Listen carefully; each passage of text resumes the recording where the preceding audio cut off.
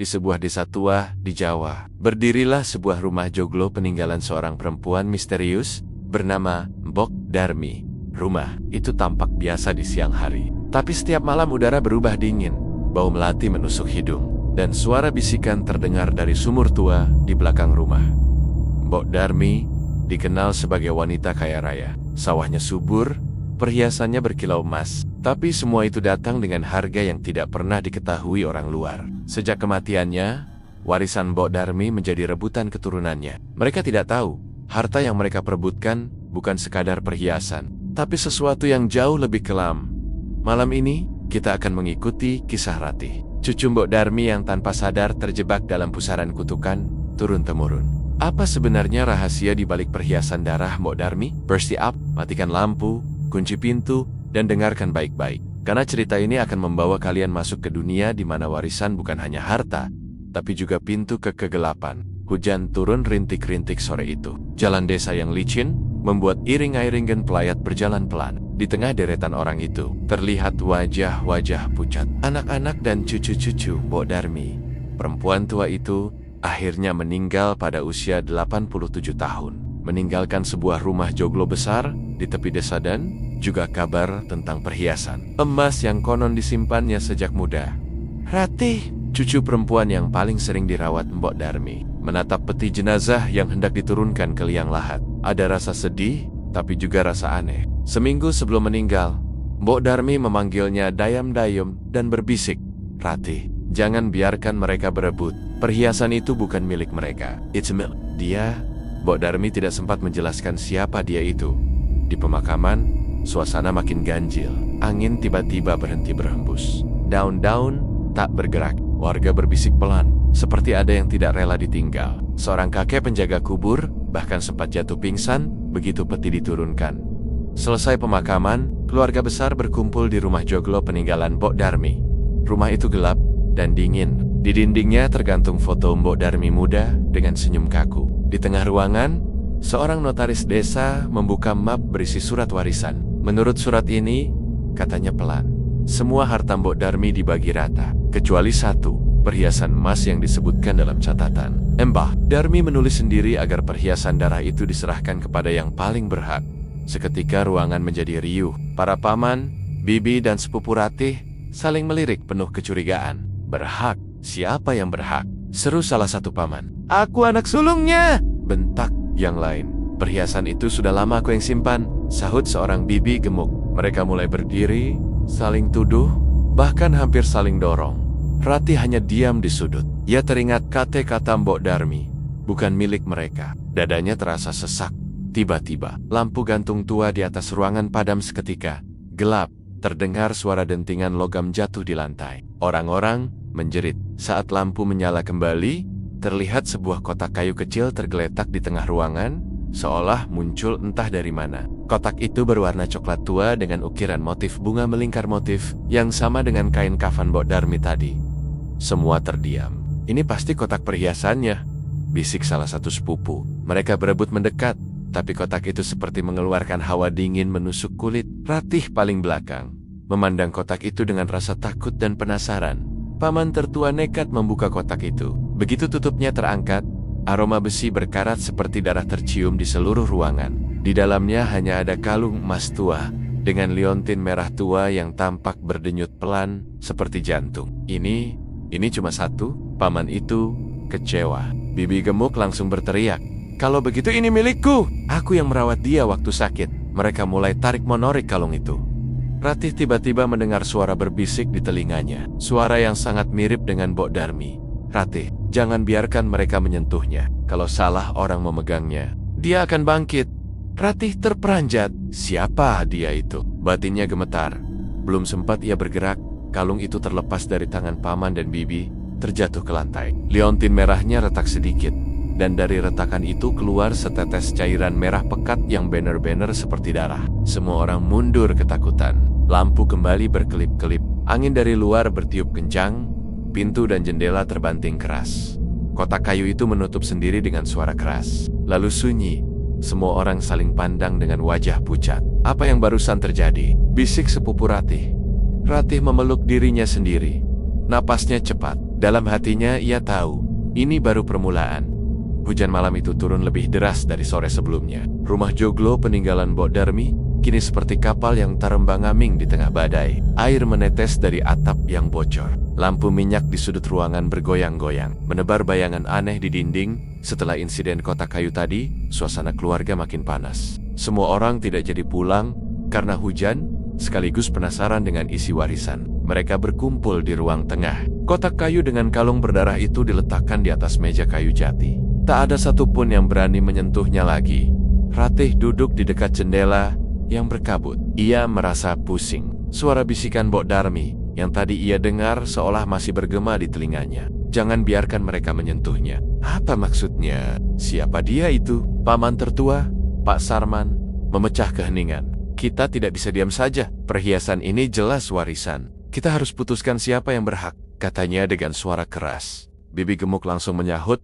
Aku sudah bilang dari tadi, ini milikku. Sepupu yang lain mencibir. Kalian ini tamak. Mbok Darmi baru dikubur. Sudah ribut. Ratih bangkit. Mungkin kita sebaiknya tunggu besok. Hujan juga masih deras. Suaranya bergetar. Pak Sarman menoleh tajam. Kau kenapa, Ratih? Kau seperti tahu sesuatu. Ratih terdiam. Ia tidak berani bercerita tentang bisikan Mbok Darmi. Malam makin larut. Angin mendesau melalui celah jendela. Listrik berkedip-kedip. Akhirnya mereka sepakat untuk tidur di rumah joglo itu semalam. Sepupu-sepupu Ratih tidur di ruang depan. Sementara para paman dan bibi di kamar masing-masing, Ratih mencoba memejamkan mata di salah satu kamar yang dulu dipakai Mbok Darmi. Bau bunga melati tercium samar. Di atas meja rias, ia melihat foto Mbok Darmi muda. Tatapan mata di foto itu terasa seperti mengikuti kemanapun Ratih bergerak. Saat tengah malam, Ratih terbangun oleh suara ketukan pelan di pintu. Tok-tok. Tok, siapa? Ratih berbisik.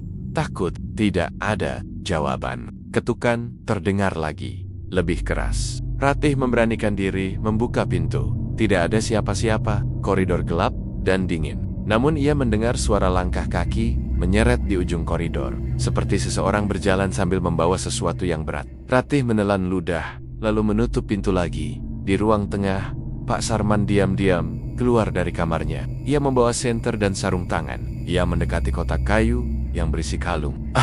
Mereka semua penakut, gumamnya. Aku bawa saja sekarang, besok urusan selesai. Ia membuka kotak kayu perlahan. Kalung emas dengan liontin merah itu terlihat lebih terang daripada tadi siang, seperti memancarkan cahaya kemerahan. Pak Sarman menelan ludah, tapi rasa tamaknya lebih besar. Ia mengambil kalung itu dan memasukkannya ke dalam kantong jaket. Begitu ia melangkah keluar ruangan, lampu minyak tiba-tiba padam. Rumah jadi gelap gulita. Terdengar suara seperti bisikan perempuan tua menyanyi lirih di dekat telinganya. Pak Sarman berhenti, menoleh ke belakang, kosong. Tapi suara itu makin dekat. Sarman, Sarman, ia panik. Siar, langkah kakinya dipercepat menuju pintu depan. Namun saat hendak memutar kunci, kuncinya macet. Pintu tak bisa dibuka. Tiba-tiba jaketnya terasa panas. Pak Sarman merogoh kantongnya liontin merah itu kini berdenyut seperti jantung. Makin lama makin cepat. Dari retakan kecilnya keluar cairan merah pekat yang menetes ke lantai. Bau besi memenuhi ruangan. Ia menjatuhkan kalung itu. Tapi kalung itu justru melilit sendiri ke pergelangan tangannya. Pak Sarman berteriak. Tangannya terasa terbakar.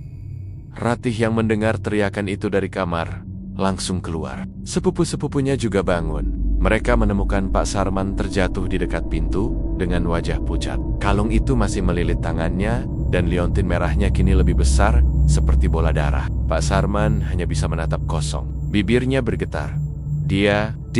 Tiba-tiba lampu menyala lagi. Kalung itu terlepas sendiri dan jatuh ke lantai. Pak Sarman pingsan. Di lantai tempat kalung itu jatuh, terlihat jejak kaki kecil berwarna merah menuju ke arah kamar Mbok Darmi. Ratih gemetar melihat jejak kaki itu. "It's you, Jack," bisiknya. Sepupu yang lain menangis. Apa ini kutukan? Mereka semua berjalan pelan mengikuti jejak darah itu ke kamar Mbok Darmi. Pintu kamar tertutup rapat. Begitu Ratih menyentuh gagangnya, terasa dingin seperti es. Ia dorong perlahan. Pintu terbuka. Kamar Mbok Darmi tampak seperti biasa kecuali satu hal. Cermin besar di depan ranjang kini tertutup kain hitam. Padahal siang tadi kain itu tidak ada. Ratih mendekati cermin itu. Suara bisikan kembali terdengar di telinganya. Ratih, kau yang harus mengakhiri. Sebelum dia bangkit, Ratih memandang cermin itu. Tiba-tiba kain hitam terjatuh sendiri. Di dalam cermin bukan pantulan mereka, tapi gambar Mbok Darmi muda sedang memakai kalung liontin merah itu. Tersenyum menyeramkan. Semua orang mundur ketakutan. Lampu kamar padam seketika. Hanya cahaya merah dari liontin di lantai ruang tengah yang menembus kegelapan. Suara langkah menyeret kembali terdengar, kali ini lebih dekat. Dari dalam kamar, Ratih menutup mulutnya, menahan jeritan. Ia baru sadar satu hal. Perhiasan darah itu bukan sekadar perhiasan. Itu adalah kunci penjara sesuatu yang selama ini ditahan Mbok Darmi. Dan kini, penjara itu retak. Di dalam rumah, Joglo semakin lembab dan pengap. Bau bunga melati bercampur bau besi berkarat memenuhi setiap sudut ruangan. Semua orang kini berkumpul di ruang tengah. Ketakutan, Pak Sarman belum sadar setelah pingsan. Sementara kalung berliontin merah itu tergeletak di lantai, memancarkan cahaya redup yang berdenyut-denyut. Ratih memeluk dirinya sendiri. Ini bukan perhiasan biasa, gumamnya lirih. Lirih. Bulu kuduknya berdiri setiap kali ia mendengar suara bisikan samar yang makin jelas. Dia lapar. Tiba-tiba Pak Sarman mengerang. Semua menoleh. Wajahnya pucat, keringat dingin membasahi dahinya. Tapi matanya kini berbeda bola. Matanya memerah, pupilnya mengecil seperti mata binatang. Paman, kau baik-baik saja? Ratih mendekat pelan. Pak Sarman duduk perlahan. Senyum aneh terukir di bibirnya. Perhiasan itu indah sekali. Suaranya berat dan serak. Sepupu Ratih mencoba menariknya menjauh. Tapi Pak Sarman mencengkeram pergelangan tangan sepupunya dengan kekuatan yang tidak wajar. Jangan sentuh aku, teriak. Cengkeramannya meninggalkan bekas merah seperti terbakar. Ratih menatap liontin merah yang kini bergetar di lantai. Setiap kali Pak Sarman bicara, liontin itu berdenyut lebih cepat. Seperti ada hubungan di antara mereka. Tiba-tiba lampu rumah mati total. Jalap kulit, hanya kilatan petir dari luar jendela yang menerangi ruangan sesaat. Dalam kilatan itu, Ratih melihat bayangan seseorang berdiri di pojok ruangan. Seorang perempuan tua, berambut panjang, mengenakan kebaya lusuh, kepalanya sedikit tertunduk. Dalam kilatan petir berikutnya, sosok itu menghilang. Siapa itu? Ada orang di sini, teriak salah satu sepupu panik. Ratih menutup mulutnya. Ia mengenali bentuk tubuh itu sangat mirip dengan Mbok Darmi, tapi wajahnya tidak terlihat jelas. Hanya rambut basah menutupi muka. Suara langkah menyeret terdengar dari arah kamar Mbok Darmi, mendekat ke ruang tengah.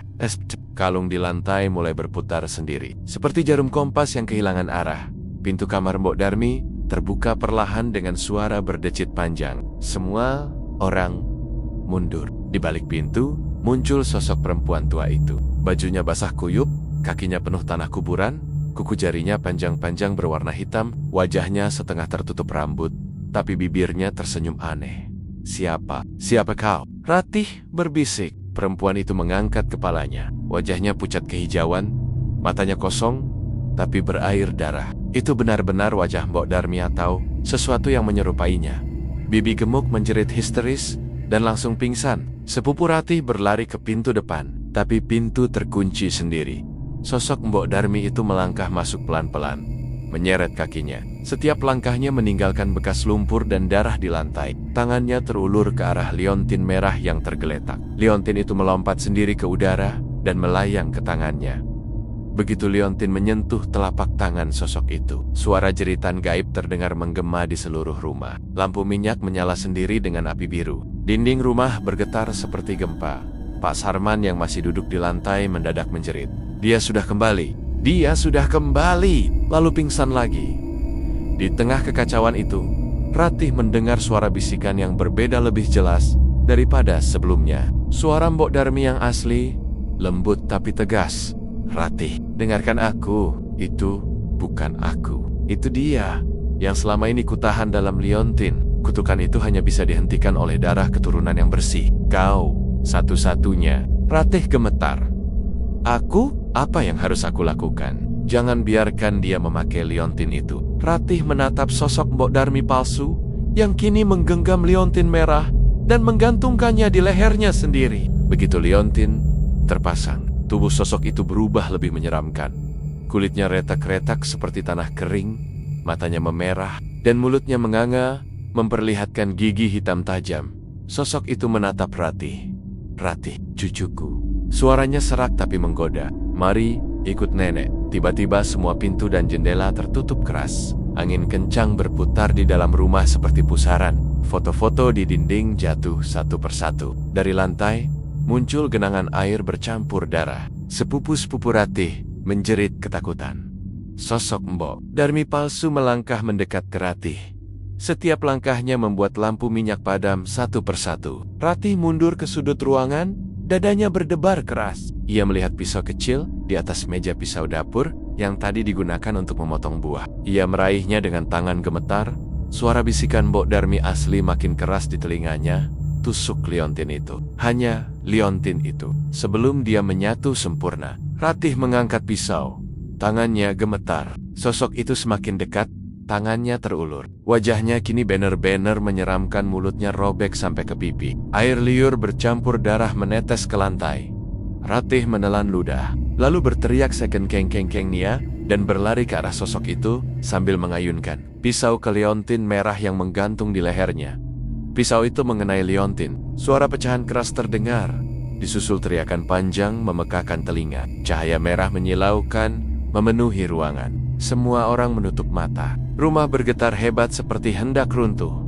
Saat cahaya meredup, Ratih jatuh terduduk. Sosok Mbok Darmi palsu menghilang, hanya menyisakan bau busuk menusuk hidung. Liontin merah pecah menjadi serbuk darah di lantai. Tapi sebelum Ratih sempat bernapas lega, ia mendengar suara tertawa kecil di dekat telinganya. "Hihi, ayai menolak." Tidak ada siapa-siapa. Hanya bayangan panjang di dinding yang bergerak sendiri, seolah ada sesuatu yang belum benar-benar hilang. Fajar mulai menyingsing. Hujan semalam sudah reda, tetapi langit di atas desa tetap kelabu seperti abu. Burung-burung tidak berkicau. Angin yang berhembus terasa dingin menusuk, seolah datang dari dalam tanah. Di rumah Joglo, Ratih terbangun di lantai ruang tengah. Kepalanya berat. Sekitar dia sepupu-sepupunya tertidur tak tenang. Beberapa menggigil. Kotak kayu peninggalan Mbok Darmi tergeletak kosong. Liontin merah itu sudah hancur menjadi butiran kecil. Seperti darah kering, Ratih mengira semuanya sudah berakhir setelah ia menghancurkan liontin semalam. Tapi suasana rumah justru terasa lebih gelap. Bau melati semakin tajam, bercampur bau amis. Pak Sarman terbaring di pojok ruangan. Matanya terpejam, tapi bibirnya terus komat kamit, seperti membaca sesuatu. Ratih mendekat. "Paman." "Paman sadar?" Pak Sarman membuka mata tiba-tiba. Matanya memerah, suaranya lirih. Dia belum pergi. Ratih mundur ketakutan. "Apa maksud paman?" Pak Sarman tersenyum miring. "Liontin hanya penjara kecil. Ketika pecah, dia bebas. Sekarang dia ada di mana-mana." Sekitar pukul 8 pagi, warga desa mulai berdatangan ke rumah Joglo. Mereka mendengar tarioken semalam. Beberapa orang bahkan mengaku melihat cahaya merah keluar dari atap rumah Mbok Darmi. Kepala desa mengetuk pintu. Ratih membukakan. "Ada apa semalam, nak?" Orang-orang bilang ada yang aneh. Ratih hanya menggeleng, tidak sanggup menjelaskan. Ia baru sadar, di luar rumah juga tidak kalah aneh. Jalanan desa dipenuhi jejak lumpur bercampur darah menuju sumur tua di belakang rumah Joglo. Warga berbisik-bisik ketakutan.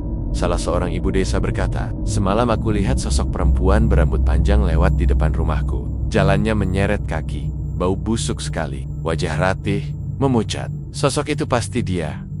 Ratih memberanikan diri berjalan ke sumur tua di belakang rumah. Sumur itu sudah lama ditutup oleh Mbok Darmi dengan papan kayu. Sekarang papan itu terlepas, bergeser seolah didorong dari dalam. Air sumur tampak berwarna kehitaman. Dari dalamnya keluar suara gemericik aneh. Bukan suara air biasa seperti bisikan banyak orang bercampur jadi satu. Ratih memandang ke dalam sumur. Sekilas ia melihat bayangan wajah Mbok Darmi muda, tersenyum, lalu hilang. Angin dingin keluar dari sumur, membuat rambut Ratih berdiri. Tiba-tiba Pak Sarman muncul di belakangnya. Wajahnya pucat, matanya kosong. "Dia ada di bawah," katanya pelan. Ratih berbalik, "Paman." Pak Sarman mendekat ke bibir sumur. "Dia lapar. Dia butuh darah baru." Suaranya makin dalam. Tiba-tiba ia hendak melompat ke dalam sumur. Ratih menjerit, "Paman, jangan!" Ia menarik lengan Pak Sarman, tapi tenaganya besar sekali. Sepupu-sepupu Ratih datang membantu menarik Pak Sarman menjauh. Pak Sarman berteriak seperti orang kesurupan, "Biar aku jadi penggantinya. Biar aku selesai. Akhirnya mereka berhasil menjatuhkannya ke tanah. Pak Sarman pingsan lagi. Dari dalam sumur keluar suara tawa kecil. Hihihi. Disusul gelembung darah naik ke permukaan air. Mereka semua sepakat untuk tidak tidur di rumah Joglo malam itu. Tapi pintu-pintu terkunci sendiri lagi. Menjelang senja, tidak ada yang bisa keluar. Jendela-jendela mendadak tertutup papan kayu dari dalam, seolah dipaku oleh tangan tak terlihat. Sepupu Ratih mulai menangis. Kita terjebak! Ini rumah neraka. Lampu minyak berkedip-kedip. Bayangan Mbok Darmi palsu mulai terlihat di setiap sudut ruangan. Kadang hanya berupa rambut basah yang menjulur di dinding. Kadang tangan panjang yang menempel di kaca jendela. Kadang suara napas berat di belakang leher. Ratih merasakan sesuatu di telapak tangannya. Darah kecil keluar dari pori-porinya. Suara Mbok Darmi asli kembali terdengar di kepalanya. Ratih, dia akan mengambil satu persatu. Sebelum fajar ketiga, dia harus dihentikan. Sumur itu kuncinya. Tengah malam, ketika semua orang ketakutan berkumpul di ruang tengah, lampu padam total. Gelap gelap, hanya suara hujan di atap. Lalu suara pintu kamar Mbok Darmi terbuka pelan. Si Papyu Bangsu, Lani, yang duduk paling dekat koridor tiba-tiba menjerit. Ada yang menarik kakiku? Ia terseret ke arah koridor gelap. Semua orang panik. Ratih berlari mengejar sambil membawa lampu minyak kecil.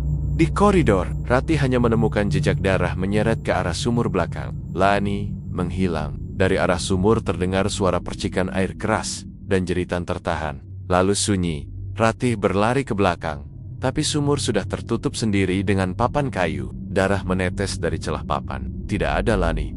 Sepupu lain histeris menangis. Dia sudah mengambil Lani. Apa yang kau sembunyikan, Ratih?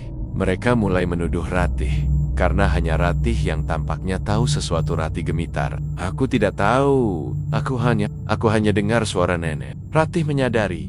Dia tidak bisa menunggu lebih lama. Kalau kita diam saja, kita semua akan diambil satu persatu.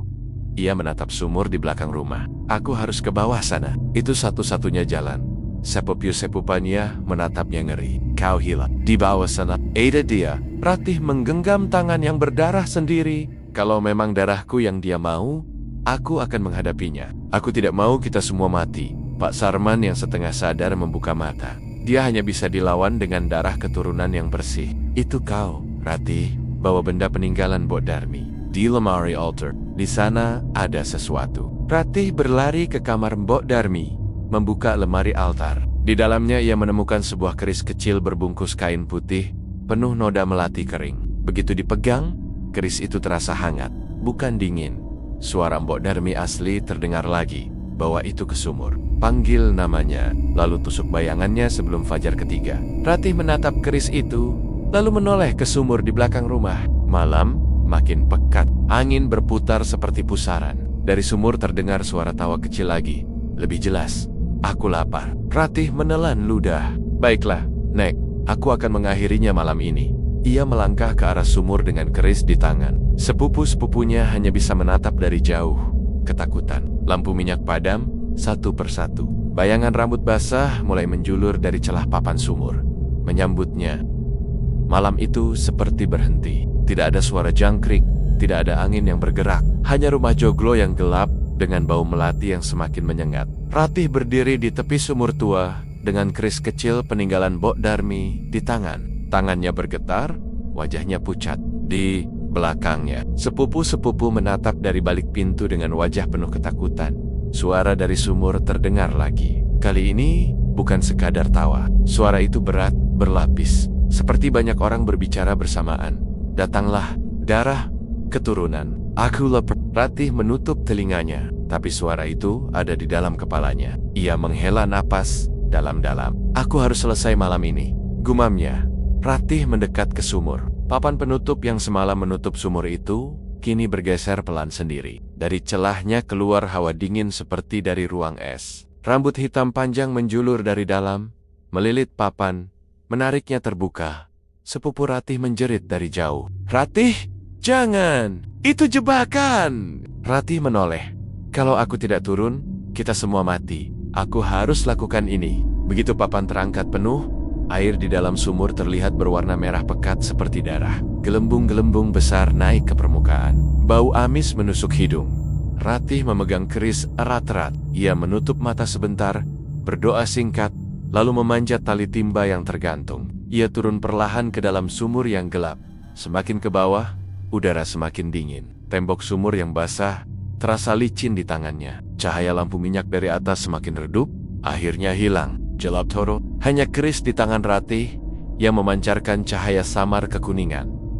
Suara-suara berbisik mulai terdengar di sekelilingnya. Suara laki-laki, perempuan, anak-anak, menangis, tertawa, berdoa, memanggil namanya. Ratih, Ratih, turunlah, aku menunggumu. Ratih menggigil, tapi ia terus turun sampai kakinya menyentuh dasar sumur. Namun dasar itu bukan lumpur. Ia berdiri di atas lantai batu licin yang tak pernah ia lihat sebelumnya. Ternyata di bawah sumur ada ruang besar seperti gua. Diterangi cahaya merah samar yang keluar dari retakan dinding. Air merah setinggi pergelangan kaki mengalir perlahan. Di dinding gua tergantung ken-ken kebaya lama, foto-foto orang desa, dan benda-benda sesajen yang sudah membusuk. Di tengah ruang gua itu ada genangan air lebih dalam berbentuk lingkaran. Dari situ muncullah gelembung darah dan suara napas berat. Kidru, akhirnya kau datang. Ratih menahan napas. Ia melihat sosok itu mulai muncul dari dalam genangan.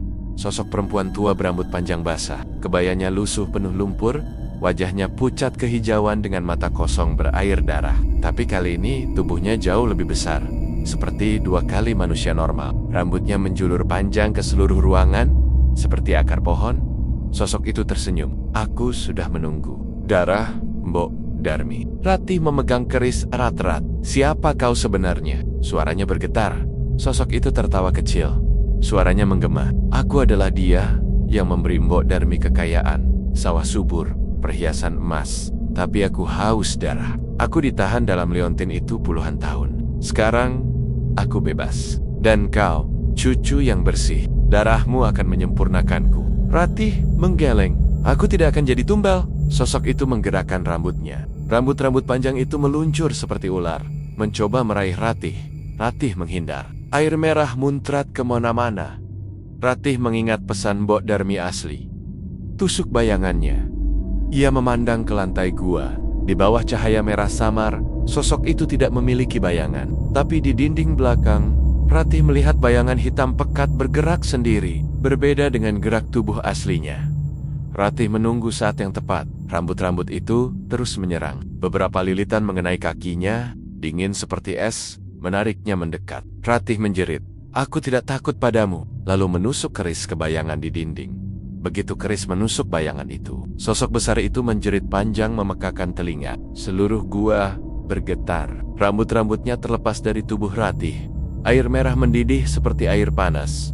Sosok itu menatap Ratih dengan mata membara. "Berani sekali kau." Suaranya berubah seperti ribuan suara. "Tapi kau belum menang." Tubuhnya pecah menjadi kabut hitam dan menghilang ke retakan dinding gua. Ratih jatuh berlutut, napasnya tersengal. Keris di tangannya bergetar dan mengeluarkan asap tipis.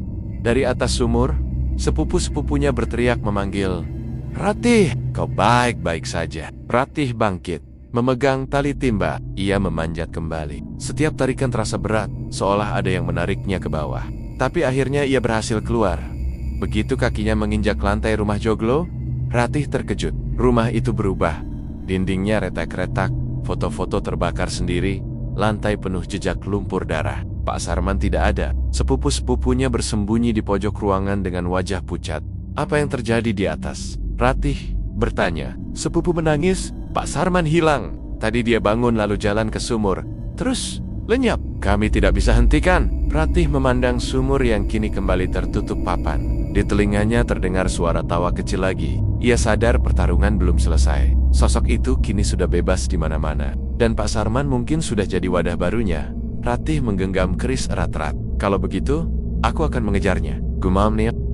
Pagi itu, matahari seolah enggan terbit. Langit kelabu, burung-burung tidak bersuara. Desa tempat Mbok Darmi tinggal terasa sepi, seperti desa mati. Para warga berdiam di rumah masing-masing, menutup pintu rapat-rapat. Mereka berbisik-bisik tentang sesuatu yang berkeliaran semalam.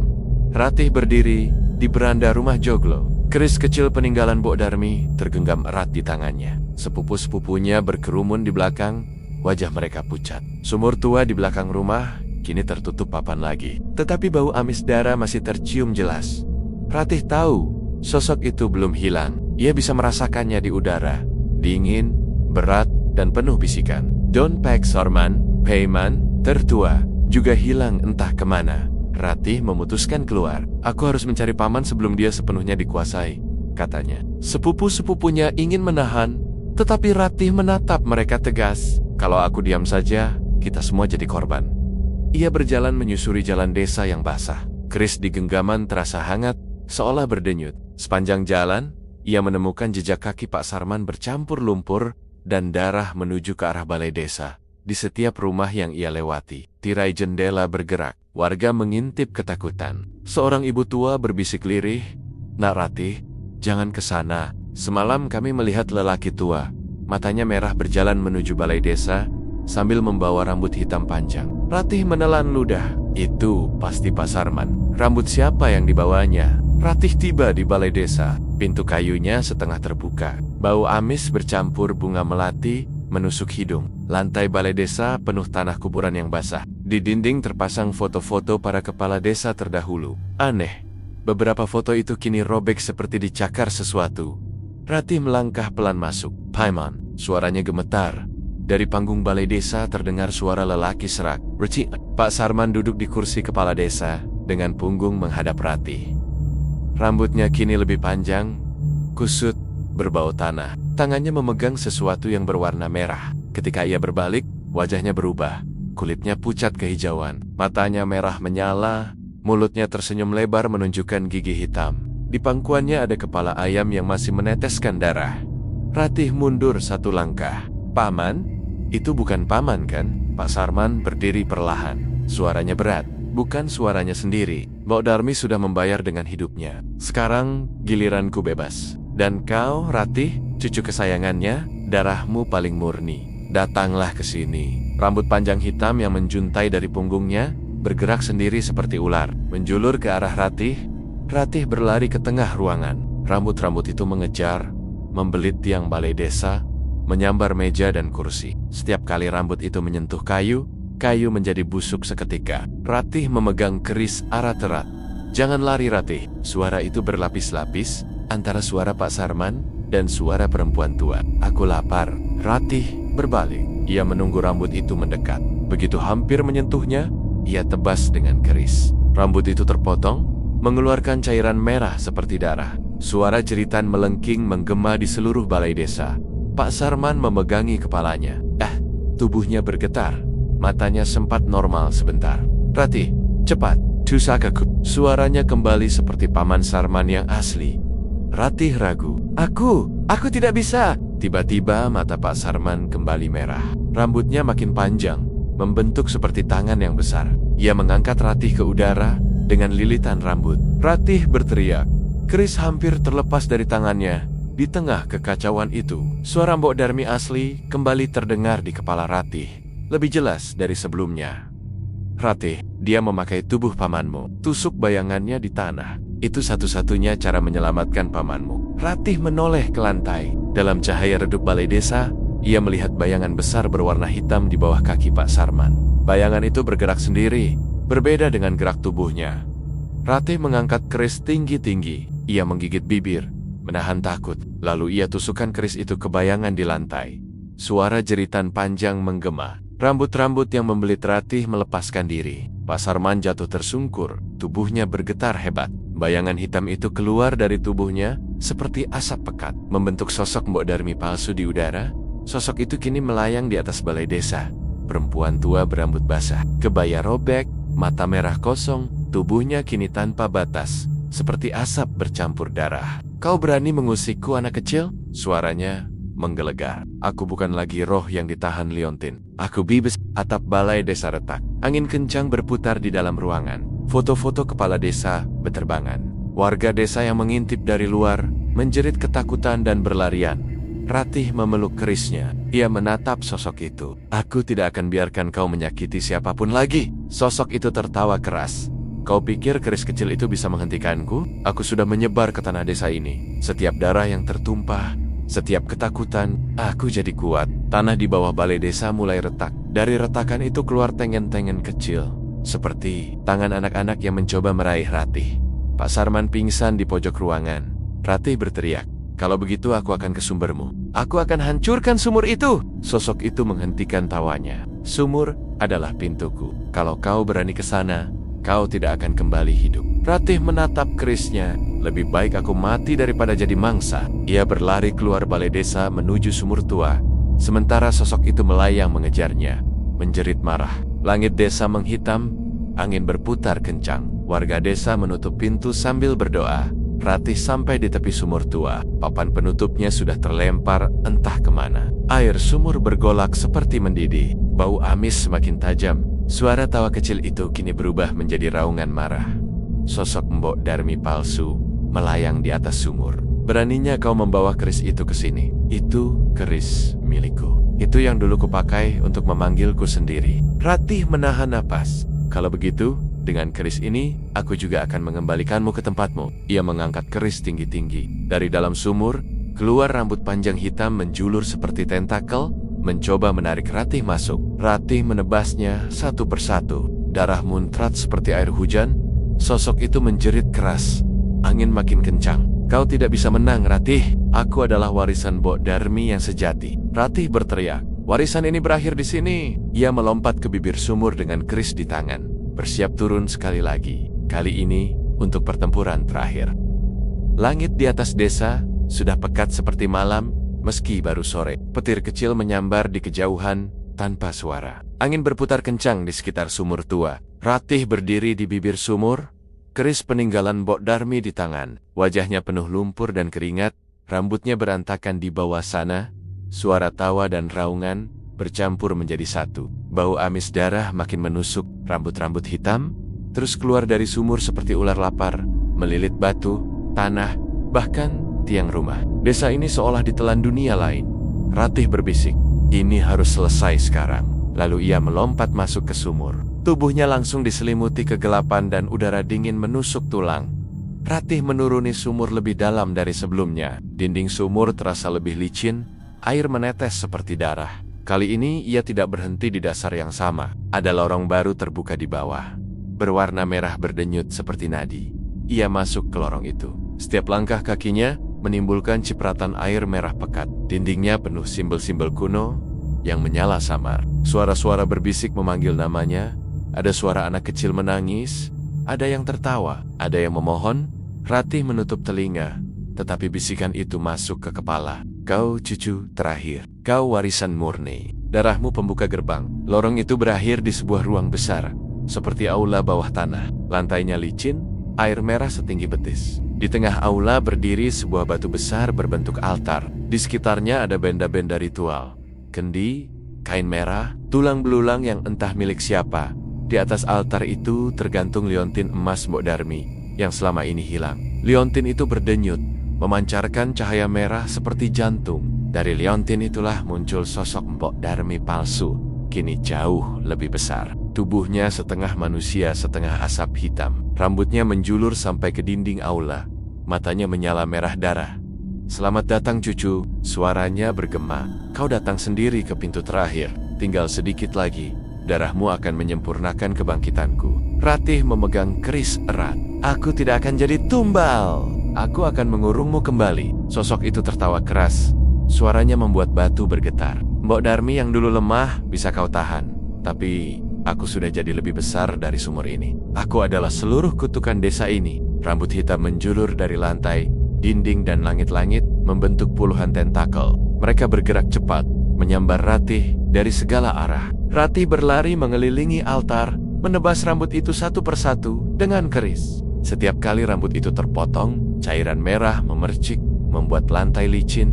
Suara jeritan menggelegar. "Kau pikir kau bisa memotong rambutku? Rambut ini bukan sekadar rambut. Ini tangan para tumbal yang memanggilku." Tiba-tiba Ratih tersandung, jatuh ke air merah. Rambut-rambut itu langsung membelitnya, menariknya ke arah altar. Ratih berteriak keras. Kerisnya hampir terlepas. Di saat Ratih hampir terseret, suara lain muncul di kepalanya. Kali ini lembut, suara Mbok Darmi asli yang pernah ia dengar sebelumnya. "Ratih, liontin itu kuncinya." Tusuk liontin itu dengan keris. Ratih menoleh ke altar. Liontin emas itu berdenyut makin cepat. seolah menunggu darahnya. Ia menggertakkan gigi, mengencangkan genggaman pada keris, lalu menebas rambut yang membelitnya. Dengan sisa tenaga, ia melompat ke altar. Sosok besar itu menjerit, "Jangan berani!" Ratih mengangkat keris tinggi-tinggi. Kutukan ini berhenti di sini. Ia tusukkan keris ke liontin emas itu. Begitu keris menembus liontin, suara ledakan besar terdengar. Cahaya merah menyilaukan memenuhi seluruh aula. Air merah mendidih, dinding bergetar. Rambut-rambut hitam menghilang satu persatu seperti terbakar. Sosok besar itu menjerit panjang. Tubuhnya retak-retok, seperti kaca, lalu pecah menjadi ribuan pecahan asap hitam. Ratih terdorong jatuh ke lantai. Air merah berubah menjadi air biasa yang jernih. Liontin emas meleleh menjadi debu. Dari debu itu muncul sosok Mbok Darmi asli. Seorang nenek tua berwajah teduh, mengenakan kebaya bersih, tanpa darah, tanpa rambut basah. Ia tersenyum lemah. "Terima kasih, Nak Ratih. Kau sudah menghentikan keserakahan yang kulakukan puluhan tahun lalu." Ratih menatapnya. Masih terengah. "Apakah kutukan ini sudah berakhir?" Mbok Darmi mengangguk pelan. "Tapi kau harus cepat keluar. Pintu ini akan menutup selamanya." Ruang aula mulai runtuh. Batu-batu jatuh ke air. Lorong yang tadi dilewati Ratih mulai menyempit. Ratih berlari sekuat tenaga, memegang keris yang kini memancarkan cahaya putih. Suara raungan terakhir sosok jahat itu menggema di belakang. "Aku akan kembali." Darah tidak pernah hilang. Ratih terus berlari, terengah, sampai akhirnya ia melihat cahaya di atas sumur. Ia memanjat dengan sisa tenaga. Begitu sampai di bibir sumur, tanah bergetar keras. Seluruh sumur runtuh menutup lorong di bawah. Ratih jatuh terkapar di tanah desa yang kini kembali sunyi. Angin berhenti, langit cerah perlahan. Warga desa keluar dari rumah mereka dengan wajah bingung. Pak Sarman berdiri terpincang di dekatnya. Matanya normal kembali. "Ratih, apa yang kau lakukan?" Ratih menatap sumur yang kini hanya tinggal puing. Ia memegang keris yang sudah tidak bercahaya lagi. "Aku menutup pintu warisan Mbok Darmi." Suaranya lirih. Desa mulai terasa normal. Namun di telinga Ratih masih terdengar bisikan samar, sangat pelan, seperti dari tanah. "Aku akan kembali." Ratih menggenggam keris erat-erat. Ia tahu cerita ini belum sepenuhnya selesai. Tapi untuk pertama kalinya, ia bisa menarik napas lega. 2 minggu setelah sumur tua runtuh, desa tampak normal. Burung-burung kembali berkicau, anak-anak berlarian di jalanan tanah. Warga kembali ke sawah. Dari Loop, semuanya seolah baik-baik saja. Ratih tinggal di rumah joglo peninggalan. Mbok Darmi, Pak Sarman sudah sehat, meski sering terdiam menatap kosong. Keris peninggalan itu, Ratih simpan di kotak kayu. Ia pikir semuanya sudah selesai. Tapi setiap malam, ia terbangun karena mimpi aneh. Berada di lorong merah, suara berbisik, dan rambut hitam yang terus tumbuh dari tanah. Bau amis darah kadang muncul tiba-tiba di kamar tidurnya. Ratih mulai merasa, kutukan itu belum benar-benar hilang. Malam itu Ratih keluar rumah untuk mengambil air. Bulan separuh tampak pucat. Di bawah pohon beringin dekat rumah, ia melihat seorang anak kecil berdiri diam menatapnya. Rambut anak itu basah, matanya kosong. Ketika Ratih mendekat, anak itu lenyap seperti asap. Tiba-tiba keris di kotak kayu bergetar sendiri. Ratih mendengar suara samar. "Kau membuka pintu. Kau juga penjaganya?" "Ratih, aku sudah menutup sumur itu," gumamnya. Suara itu membalas pelan. "Gerbang memang tertutup, tapi kuncinya sekarang di tanganmu." Esok paginya, desa digemparkan oleh kejadian aneh. Air sumur warga berubah keruh kemerahan. Ikan-ikan di sungai mati mengambang. Bau melati memenuhi udara. Warga mulai panik, berbondong-bondong ke rumah Ratih. "Ratih, tolong! Kau yang paling tahu masalah ini!" teriak seorang ibu. Ratih memandang mereka dengan hati berat. Aku juga tidak mengerti." Pak Sarman yang duduk di sudut rumah memandang Ratih dengan tatapan aneh. "Kau ingat kata-kata Mbok Darmi? Warisan itu bukan emas atau rumah. Warisan itu penjara." Ratih menoleh cepat. Maksud paman?" "Maksud paman?" Pak Sarman berdiri perlahan. Matanya kembali merah sekejap, lalu normal lagi. "Kau bukan sekadar keturunan, Ratih. Kau penjaga gerbang yang baru." Malam berikutnya, Ratih bangun mendengar suara di halaman belakang. Ia keluar dan melihat rambut hitam menjulur dari tanah, merayap menuju rumah joglo. Ia memegang keris yang kini berdenyut hangat. Di cermin ruang tengah, ia melihat bayangannya sendiri. Dengan mata merah samar dan rambut lebih panjang dari biasanya, ia memegang wajahnya, berbisik, "Aku kenapa jadi begini?" Suara Mbok Darmi asli muncul di kepalanya. Lembut, namun tegas Ratih. Setiap generasi harus ada penjaga pintu. Aku dulu gagal dan membuat perjanjian. Kau telah menutup pintu, tapi pintu itu tetap butuh penjaga. Kau kini penjaganya. Ratih berlutut, menangis. Aku tidak mau. Suara itu menjawab, kalau kau pergi, pintu terbuka lagi. Desa akan binasa. Pilihannya hanya itu. Di luar Rama, warga desa berkumpul. Mereka melihat cahaya merah samar keluar dari rumah Joglo. Angin berputar pelan. Pak Sarman memimpin warga berdoa. Ratih berdiri di tengah rumah dengan keris terhunus. Rambut hitam dari tanah makin banyak. Sosok-sosok samar tumbal masa lalu muncul di sekelilingnya. Wajah-wajah kosong berbaris mengelilinginya. Mereka tidak menyerang, hanya menatap. Suara itu bergema lagi. Terimalah Ratih. Dengan begitu, mereka tidak akan lapar lagi. Ratih memandang wajah-wajah itu. Ada yang menangis, ada yang tersenyum. Ia tahu mereka korban keserakahan Mbok Darmi.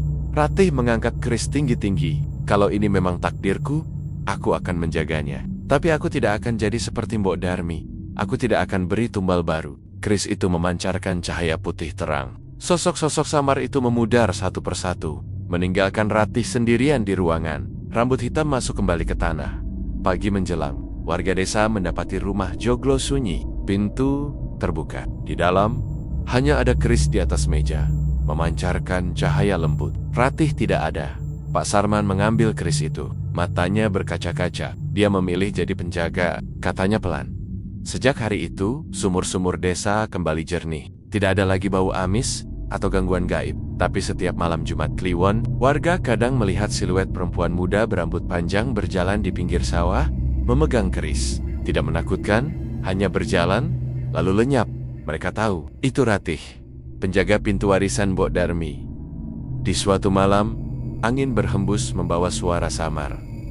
Selama ada darah, selalu ada pintu. Keris peninggalan itu kini jadi pusaka desa. Tidak ada yang berani menyentuhnya. Dan desa pun hidup tenang selama penjaganya tetap ada.